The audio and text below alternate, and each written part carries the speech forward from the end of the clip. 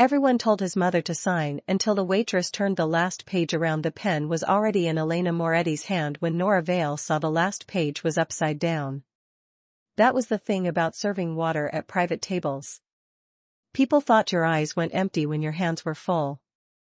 Nora stood beside the long table in the back room of Il Santo, a restaurant where the curtains cost more than her stove, and watched 12 powerful people lean toward an old woman with one sentence on their mouths. "Just sign, Elena." They said it gently. That made it worse. Elena Moretti sat at the center of the table in a navy dress and a pearl brooch, her silver hair pinned low at her neck. She was 72, upright, calm, and surrounded by people who used respect like a soft rope. Her son stood behind her chair. Luca Moretti did not need to raise his voice to own a room. He was 41, clean-shaven, broad through the shoulders, dressed in a black suit and long black coat though the restaurant was warm. 2 men in black stood near the private exit. Another waited by the rain-streaked window, where 3 dark cars sat at the curb. Mafia Boss, every inch of him. Not because he shouted. Because everyone else measured their breathing around him. Across the table, Vincenzo Arditi smiled over a folder with a red wax seal. "It is only an update to the foundation paperwork," Vincenzo said. "Your mother keeps her seat. The board gains temporary management language in case of illness. Clean. Respectful. Necessary." Elena's fingers tightened around the pen. Nora poured water into the glass beside her and saw the page. Not the first page. Not the signature line. The last page, tucked beneath the folder's flap, turned the wrong way around. One corner showed where it had been slid under the others too quickly. The paper was too white. The staple holes were not aligned. Nora's stomach went cold. Luca leaned forward. "Mother," he said quietly, "you do not have to sign tonight." "It will only look strange if she refuses," said a woman in burgundy silk. "Luca's aunt, maybe." Nora did not know all their names, but she knew the tone. Family pressure always wore familiar perfume. Elena looked at her son. "Your father built the foundation to help people after the fire," she said. "I will not be the old woman who turns every update into a war." "No one thinks that," Luca said. Half the table did. Nora saw it in their faces. Vincenzo lifted both hands, elegant and harmless. "Let us finish before dinner gets cold." The pen lowered. Nora set the water pitcher down and put her hand over the signature page. "Do not sign that." The room stopped. Elena's pen froze against Nora's knuckles. For one breath, nobody understood that the waitress had spoken. Then they did, and the silence changed shape. Luca turned his head slowly.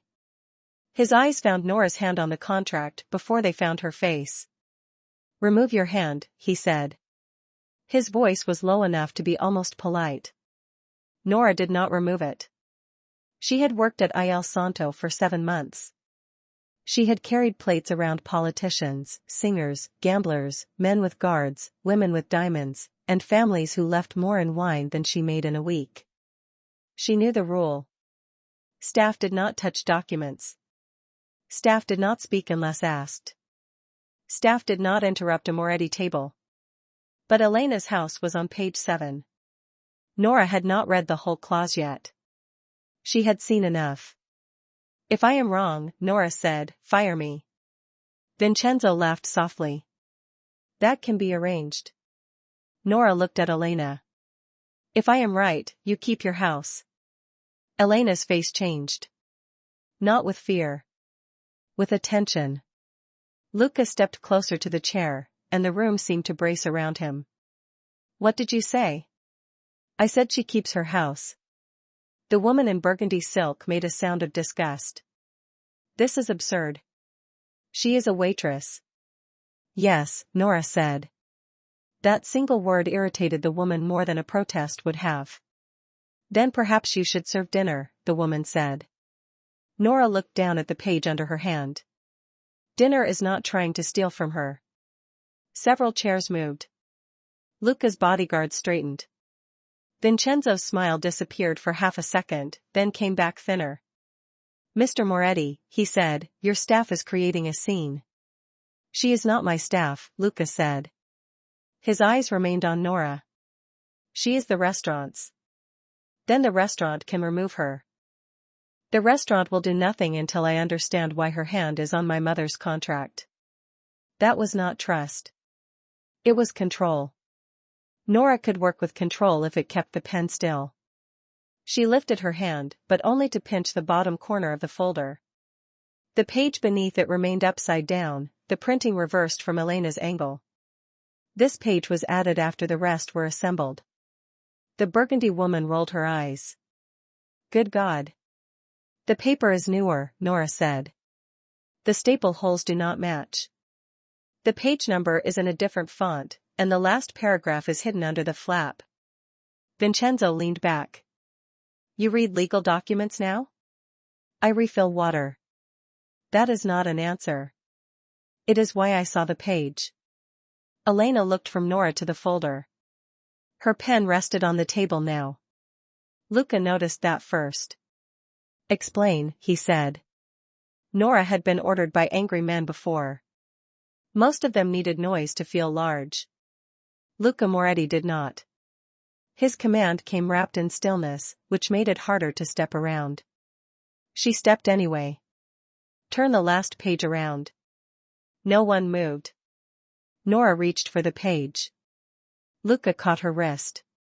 Not hard. Fast. Heat shot up her arm. Every person at the table watched his hand around her wrist. Nora looked down at his fingers, then up at his face.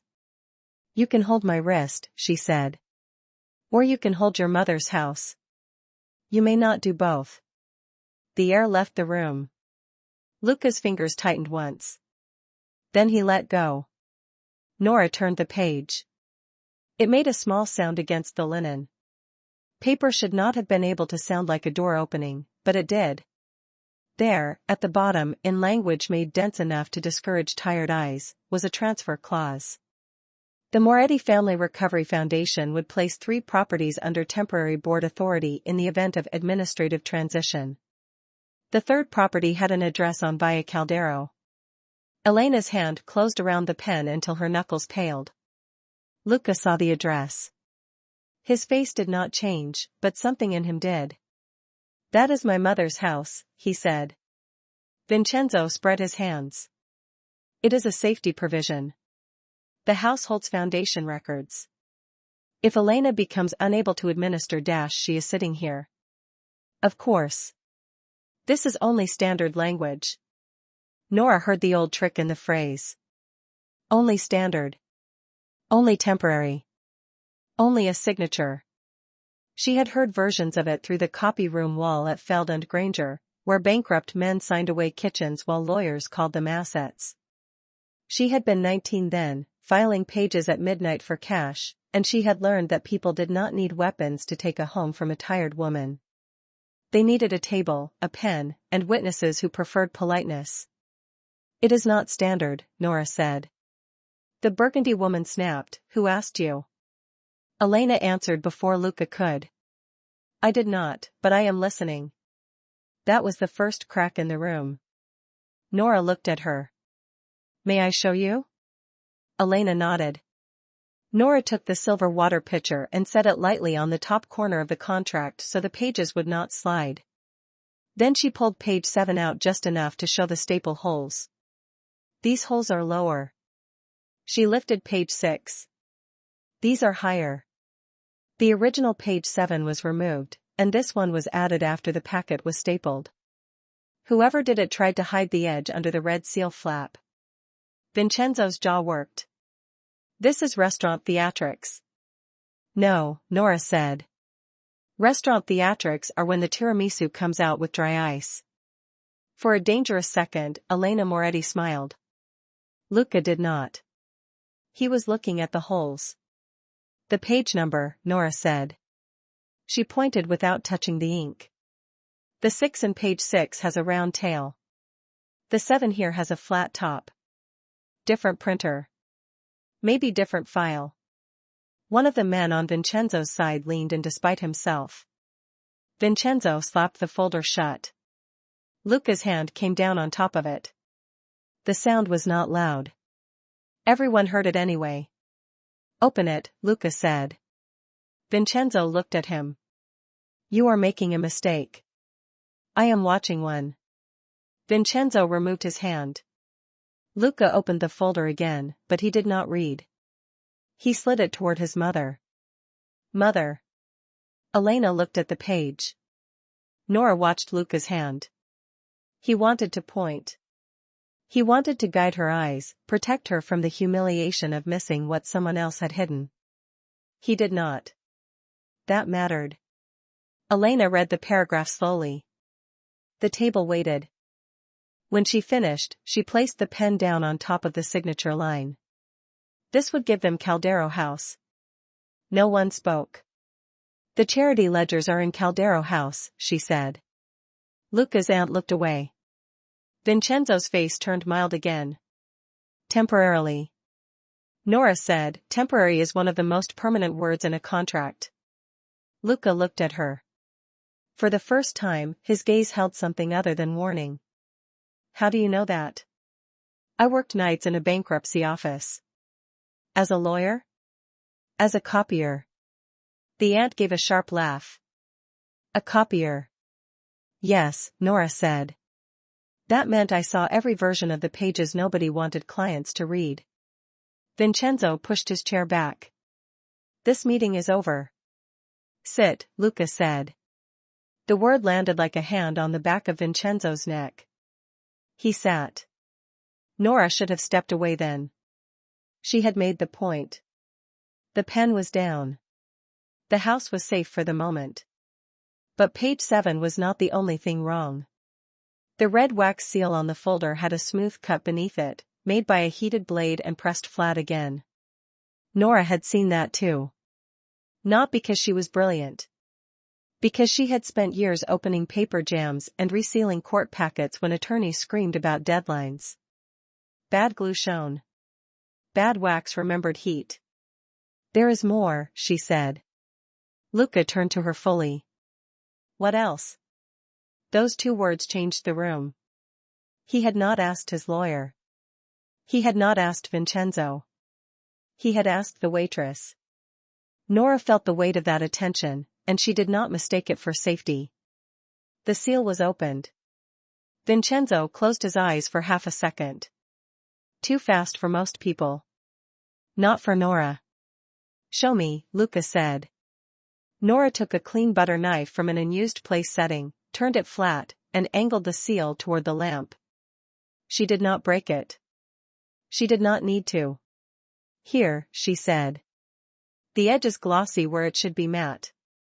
Someone warmed it, lifted the flap, changed the page, then pressed it back. Luca leaned closer. So did Elena. Nora, Elena said. The sound of her name from that woman made Nora's throat tighten. Yes, ma'am. If I had signed, would they have taken my house tonight? Vincenzo said, no. Nora said, not tonight. Elena looked at her. Soon? Fast enough that by the time you objected, everyone would tell you the ink was dry. Elena nodded once. She was not trembling now. She was angry. Luca saw it. This time he did not step in front of her anger. Mother, he said, do you want to continue this meeting? Every person at the table heard the difference. He did not say, I am ending this. He did not say, I will handle it. He asked. Elena looked at the folder, then at Vincenzo, then at the relatives who had told her to sign. Yes, she said. I want to hear the waitress finish. Nora felt the floor shift under her. Not because she was afraid of speaking. She had been afraid for years and had learned to work through it. Because someone powerful had just made room for her voice without trying to own it. Luca pulled out the chair beside his mother. Sit. The old command again. Nora did not move. He caught himself. Please. Better. Not perfect. Better mattered. Nora sat at the edge of the chair with her apron still tied and the water pitcher beside her like a shield. "Tell me what you see," Luca said. She looked at the contract. "I see a changed page. I see a resealed flap. I see a signature line placed before the dangerous clause, so she would sign before anyone turned the folder over. I see 2 copies of the foundation name, but one has an extra space after the comma. That means the pages came from different templates." The aunt whispered, "This is ridiculous." Elena turned to her. "Then you should not be nervous." The aunt went silent. Nora liked her immediately. Vincenzo leaned forward. "Luca, with respect, you are letting a waitress dismantle a legal process." "No," Luca said. "I am letting her read." He looked at Nora. "Read the clause aloud." Nora hesitated. Slowly, he said. "Not for himself. For his mother." Nora read. The language was thick and clean and cruel. It gave the Temporary Management Committee authority over physical premises, archives, security records, and donor ledgers connected to the Foundation's historical properties. She stopped after the phrase security records. Luca's eyes sharpened. Again. She read it again. Elena closed her eyes. "The basement room," she said. Luca's gaze moved to her. "Mother. Your father kept the old ledgers there." The restaurant seemed to fall away from Nora for a second. Old ledgers. Security records. House transfer. This was not only about a house. It was about what the house held. Vincenzo tried to stand again. Luca did not speak. One of his bodyguards moved a hand to the back of Vincenzo's chair. Vincenzo sat. "What ledgers?" Nora asked before she could stop herself. The aunt's face twisted. "You are not part of this." Luca looked at her. "She is now." Nora should not have liked that. The words could have been a cage. But he did not say she belongs to me. He said she belonged in the conversation she had earned. Elena opened her eyes. "My husband kept records after the dock fire. Names of men who were paid to look away. Names of families who were compensated quietly. Names of people who took money meant for widows." Vincenzo said, "Old grief does not belong in Foundation administration." "Old theft does," Nora said. He glared at her. She should have stopped speaking. But she had seen women lose apartments over old theft dressed as administration. She had seen men in suits call hunger a budget line. She had copied documents until her fingers went numb and learned that the smallest clauses often carried the largest cruelty. She looked at Elena. They were not only taking the house. They were taking whatever proves why the house matters. Elena's face became very still. Luca's hand closed around the back of his mother's chair. The wood did not creak this time, but Nora thought it wanted to. "Who prepared the packet?" Luca asked. Vincenzo smiled again, which was brave or stupid. "My office did." "Which person?" "Several attorneys reviewed it." "Names?" "I will provide them tomorrow." "You will provide them now." Nora looked at the folder. "He cannot." Everyone turned toward her again. She wished they would stop doing that. "Why not?" Luca asked. "Because the packet was not prepared at his office." Vincenzo's smile died. Nora pointed to the bottom margin of page 3. "This printer leaves a faint gray stripe on the lower edge. I have seen it before. Not here. At the restaurant office." The owner of Il Santo, who had been standing pale by the door since Nora first touched the contract, made a faint choking sound. Luca turned his head. "Johnny." The owner held up both hands. "Mr. Moretti, I swear to you, I knew nothing."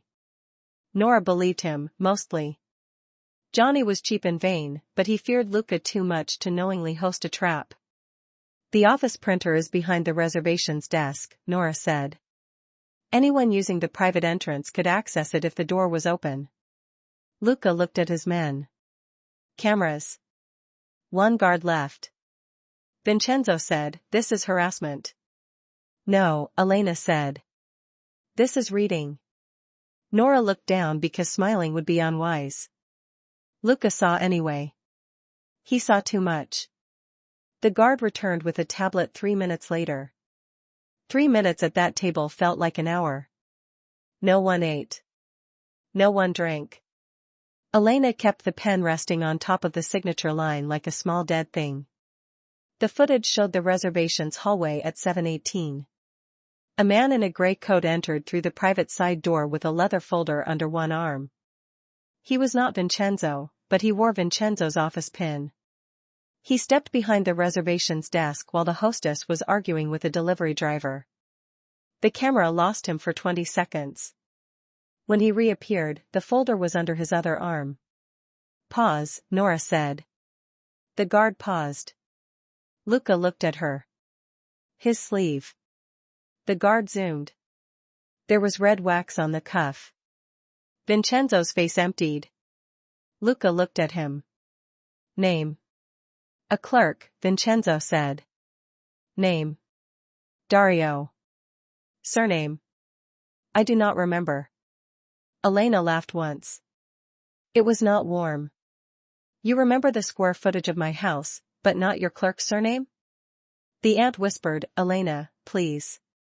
Elena looked at her. "Please what?" "Sign faster?" The aunt looked away. Nora felt something loosen in her chest. Not happiness. Something harder. Satisfaction with teeth. Luca did not take the pen from his mother. Not yet. His hand moved toward it, stopped above the table, then closed into a fist without touching her fingers. Nora saw the effort in that pause.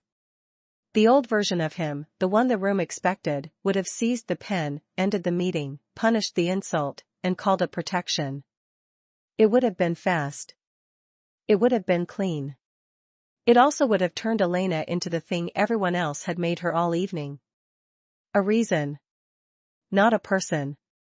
Luca looked at the contract again. Then he looked at his mother. "Do you want me to tear it up?" The aunt's mouth opened. Vincenzo went very still. Elena looked at her son for a long time. "I want to understand it first." Luca's jaw flexed. That answer hurt him more than refusal would have. Nora could see it. He wanted the page gone. He wanted the threat removed from his mother's sight. He wanted action, because action was safer than watching an old wound open in a public room. But Elena had not asked him for action. She had asked for understanding. Luca stepped back from the pen. Nora. Her name from him was no longer an accident. Yes? He slid the contract toward her, but not all the way. He stopped halfway and turned it so Elena could still see it. "Read it again." Slowly. The quiet in the room changed. This was not the first time he had listened to Nora. It was the first time he made the room listen with him. Nora placed both hands flat on the table, not on the contract, and read the clause again from the first line. She did not rush. She did not soften the words. She let temporary management committee sit in the air long enough for everyone to hear how harmless it wanted to sound. She let physical premises become a house. She let security records become a basement. She let administrative transition become a living woman treated like a problem to be moved aside. Elena did not look away. Neither did Luca.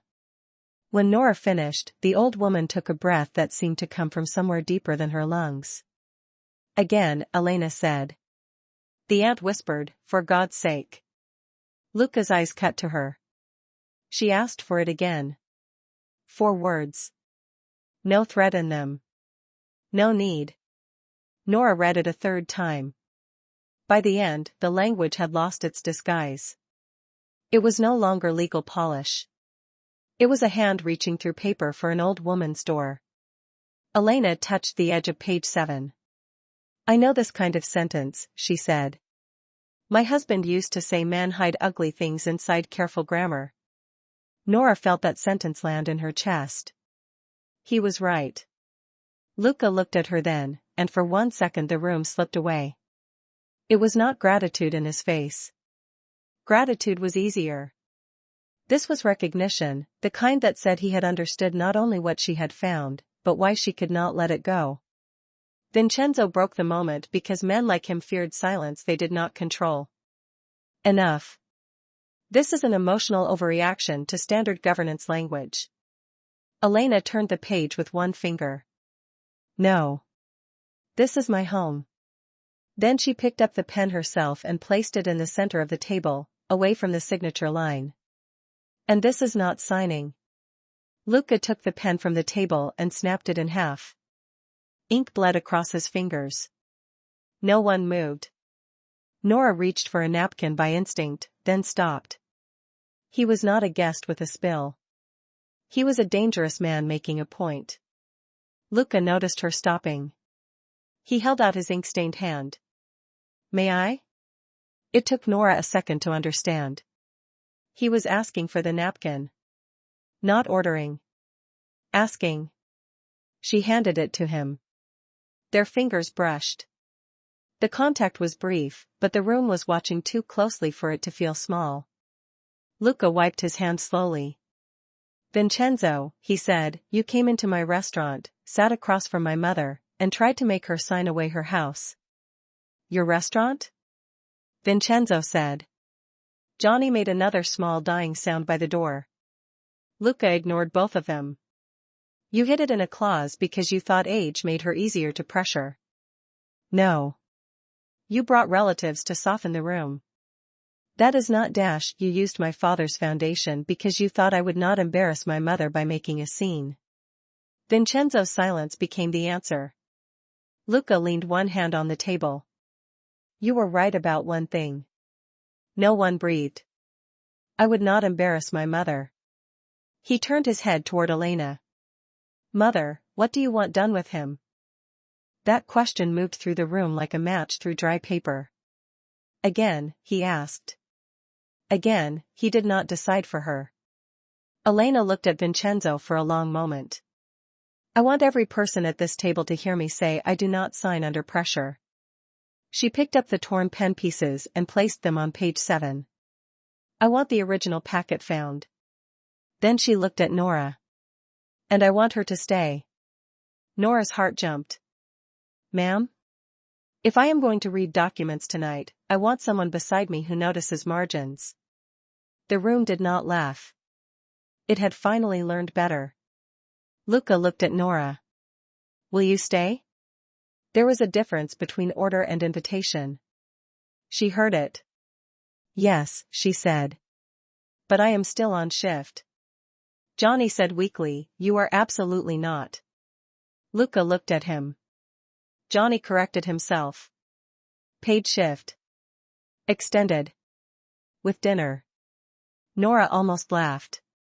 She did not because Vincenzo still had the face of a man searching for a door.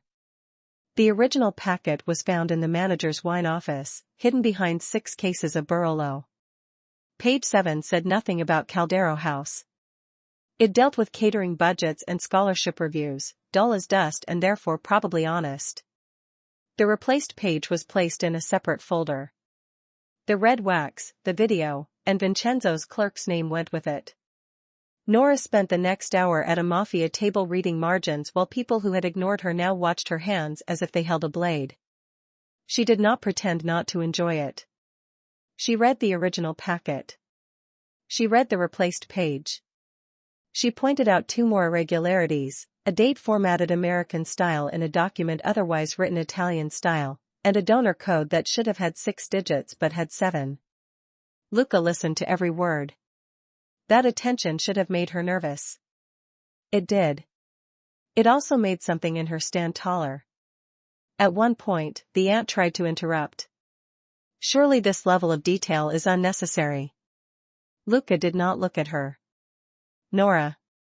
Yes? Is it unnecessary? Nora looked at the donor code. Only if you enjoy being robbed politely. Elena laughed. Luca's mouth moved. The aunt said nothing else. By the time the replacement packet had been fully dismantled, Vincenzo had stopped smiling. His clerk had been intercepted 2 blocks away with red wax under his fingernails and a copy of Caldero House's basement access schedule in his coat lining. Luca received that information by phone. He did not announce it to the room. He looked at his mother first. Dario had the basement schedule. Elena closed her eyes. For the first time all night, she looked old. Not weak. Just wounded. Luca stepped toward her. Nora saw the instinct in him. To cover. To command. To remove everyone from the room and turn grief into logistics before it touched his mother too visibly. Elena opened her eyes before he could. Do not send me away. He stopped. That was not easy for him. Nora saw the cost in his shoulders. I was going to ask if you wanted a smaller room, he said. Elena studied him. Then she nodded. Good. Luca exhaled once. Nora pretended not to notice. Again, he noticed that she noticed. The room thinned after that.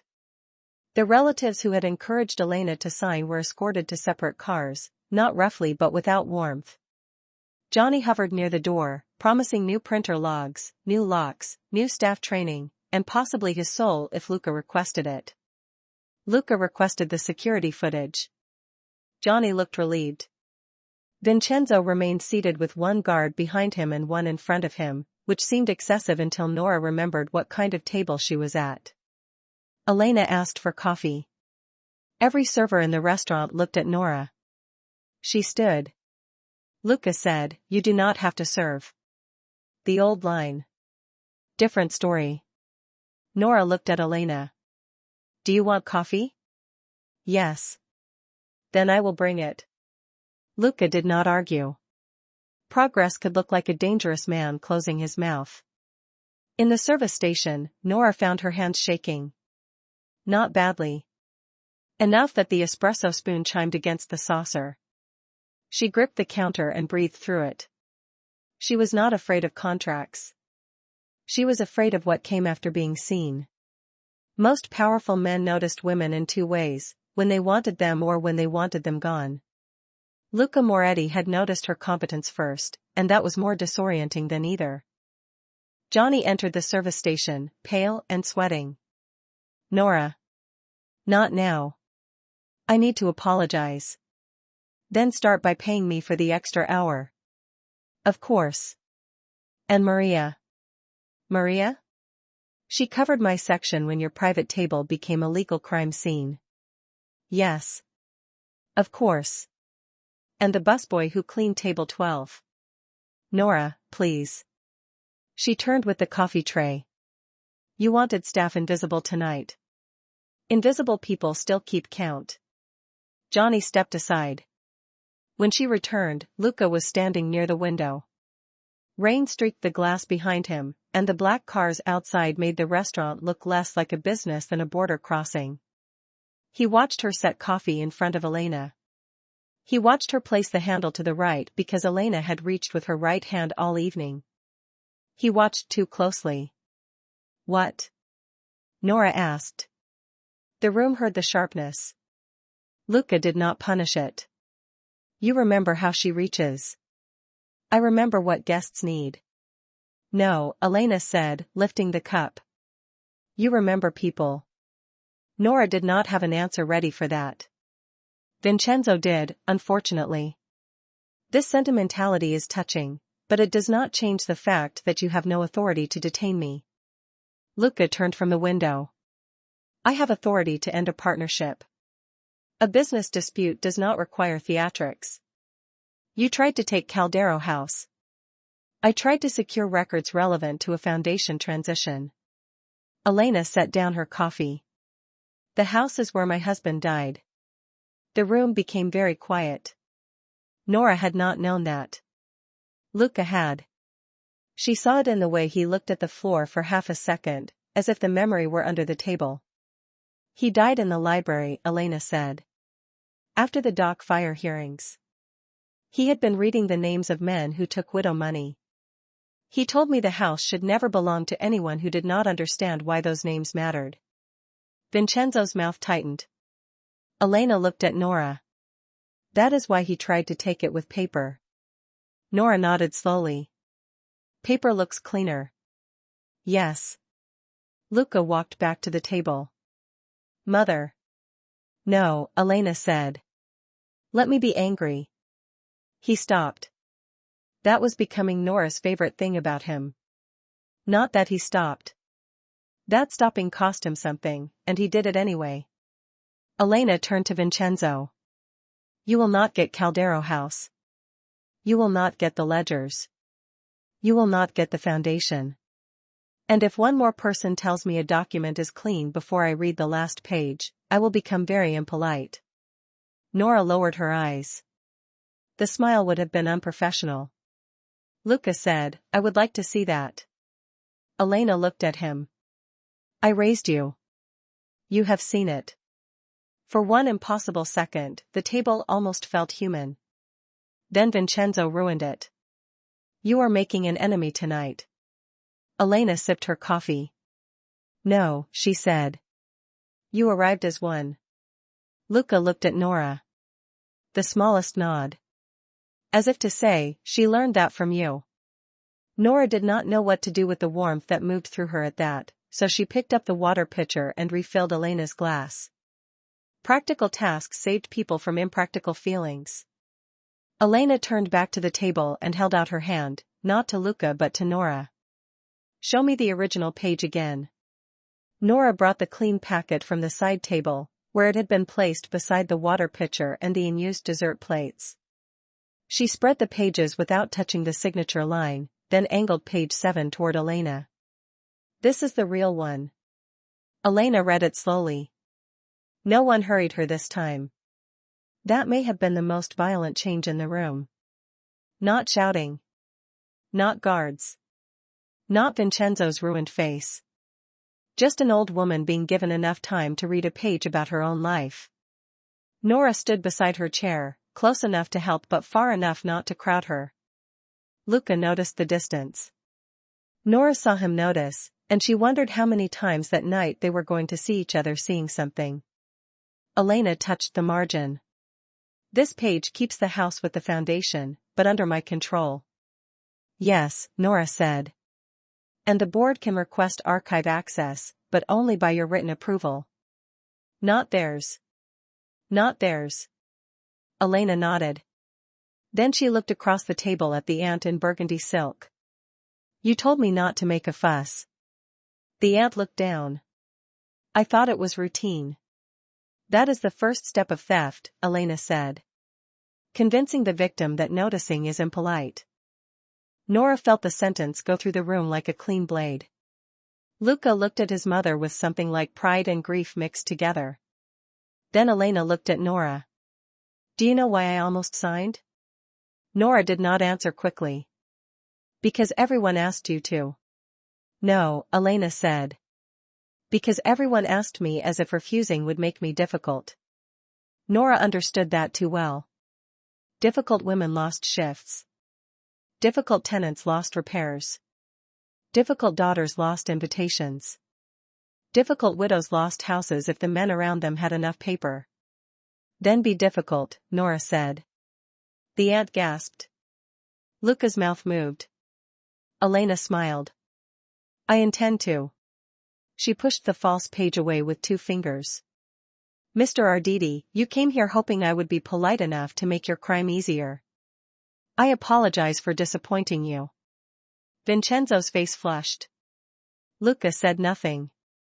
He did not need to. The bodyguard stood like punctuation behind the sentence Elena had finally spoken for herself.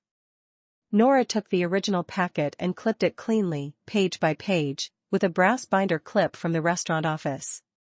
It was a small practical act, but it made her feel steadier. Real pages. Real order. Nothing hidden under a flap. When she finished, Luca reached toward the packet, then paused. May I? Nora looked at his hand. The question was not really about paper. Yes. He took the packet and placed it in front of Elena, not himself. "For your review," he said. Elena tapped the top page. "Tomorrow." "Tomorrow," Luca agreed. Nora saw the relief pass over his face, and this time she did not look away. The meeting ended at 11:38, according to the clock above the service door. Vincenzo left under guard, not dragged, not harmed in front of the restaurant, but with his phone, folder, and red-sealed arrogance removed from him. The relatives left with fewer words than they had arrived with. Elena remained at the table. So did Nora. So did Luca. The restaurant had closed around them. Chairs were stacked in the main room. The last dishwasher hummed in the kitchen. Rain softened to a mist. Luca placed a folded packet in front of Nora. She did not touch it. "If that is money, no. It is not money. If it is a contract, absolutely not. It is a receipt." She looked at him. "For what?" "Your extended shift. Maria's section coverage. The busboy at table 12. Double rate because Johnny annoyed me." Nora stared at the paper. Elena smiled into her coffee. "That is not a business category," Nora said.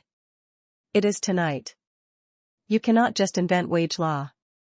I can pressure a restaurant owner who nearly let my mother sign a forged packet in his private room." Nora considered that acceptable. She took the receipt. Luca's mouth curved. Not quite a smile. "Enough." "What do you want?" he asked. Nora looked up. "For what?" "For stopping the contract." "I did not stop it for you." "I know." That answer disarmed her more than argument would have. Luca rested one hand on the back of the chair across from her, but he did not sit. "Then for reading when no one asked you to." Nora thought of the copy room, the hot toner smell, the unpaid overtime, the clients who signed pages while attorneys tapped impatiently. She thought of the way Elena had looked at the pen, trying to be reasonable while everyone around her weaponized reason. "I want the restaurant staff trained to flag document tampering in private rooms," Nora said. Luca blinked once. Elena laughed. "Of course you do. And I want Johnny to stop scheduling double private rooms with short staff." "Done," Luca said. "You do not own the restaurant. By morning, Johnny will wish I did." "That is not the same thing." "No," Luca said. "It is usually more effective." Nora should not have found that funny. She did. "And," he asked. "My schedule fixed 2 weeks in advance." Luca looked toward the kitchen. "For all staff?" Nora hesitated. Then nodded. "For all staff." "Done." "You are saying that very easily. You have not asked for anything unreasonable.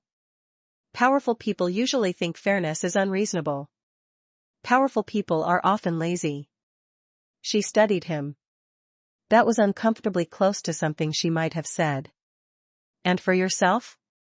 Elena asked. Nora looked at the old woman. "That was for myself." "No," Elena said.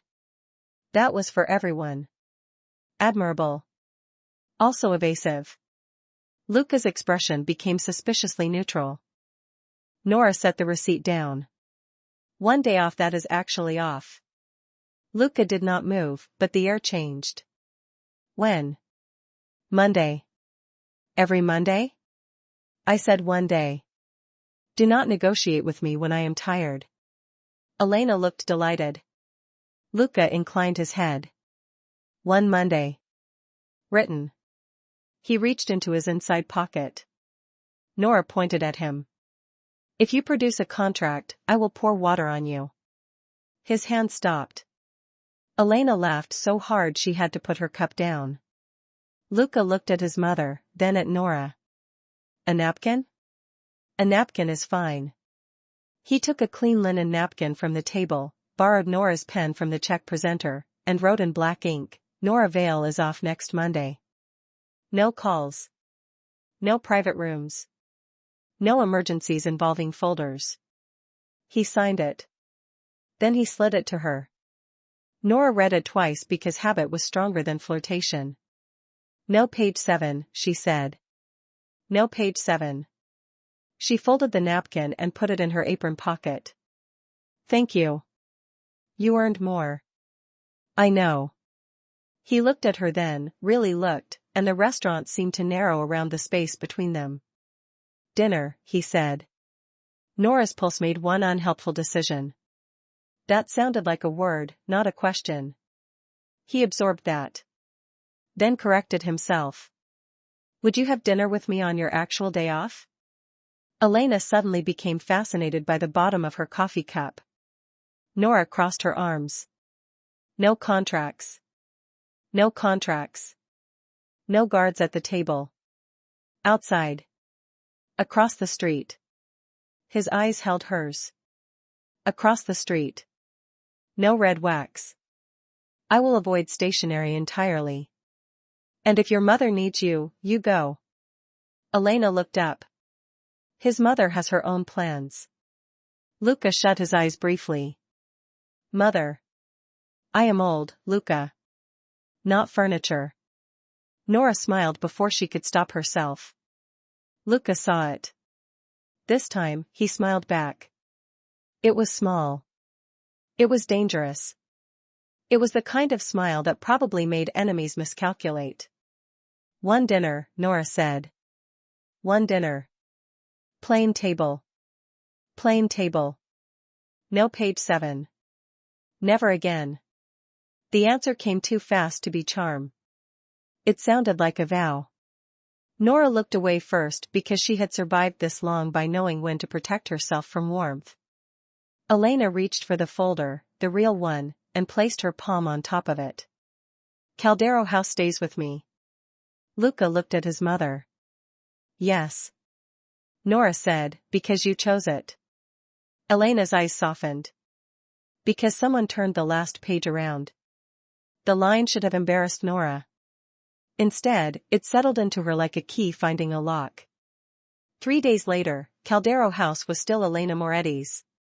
The foundation packet had been rewritten, reviewed, copied twice, and read aloud in full by Elena herself while Luca sat beside her and did not interrupt. Vincenzo Arditi discovered that leaving a Moretti restaurant was easier than leaving a Moretti investigation. Johnny installed a locked printer cabinet, staff schedule board, and a new policy that no private room paperwork could be handled near service stations. Maria got paid for the extra section. The busboy got paid too. Nora got Monday off. She spent the morning sleeping until 10, which felt immoral and therefore excellent. At noon, she did laundry. At 2, she bought a cheap blue dress from a second-hand shop and told herself it was practical because it had pockets. At 6, she found a black car waiting across the street from her apartment. Across the street. Not at her door. She stood on the curb and looked at the car. The rear window lowered. Luca sat inside in a black suit, no overcoat, no visible guards in the car. He looked too large for the back seat and too controlled for a man waiting on a woman who might still change her mind. "You are across the street," she said. "You were specific. That is not always respected." "It should be." She looked behind the car. "Where are the guards?" "Farther across the street." "Luca. 2 corners down." She considered that. "Acceptable." He stepped out and held the door open. She did not get in yet. "Where are we going?" "A small place with paper menus, no private rooms, and a waiter who will hate me because I asked for the table nearest the exit." That is still controlling. Yes. At least he did not lie. "But," he added, "the other table is yours to choose." Nora looked at him for a long moment. "You practice that?" Asking? Not deciding. Recently. Difficult? Extremely. She laughed. His face changed the way it had when she handed him the napkin. Not soft exactly. Open, for half a second, before the world taught him to close again. Nora got into the car. There was no folder on the seat. No envelope. No red wax. Only a folded paper menu. She picked it up and turned it over. Luca watched her check the back. Looking for page 7? He asked. Always. Good. She looked at him. You like being challenged too much. No, he said. I like knowing you will not let me become lazy. The car pulled away from the curb. Rain had washed the city clean enough to lie about it. Streetlights shone in the pavement.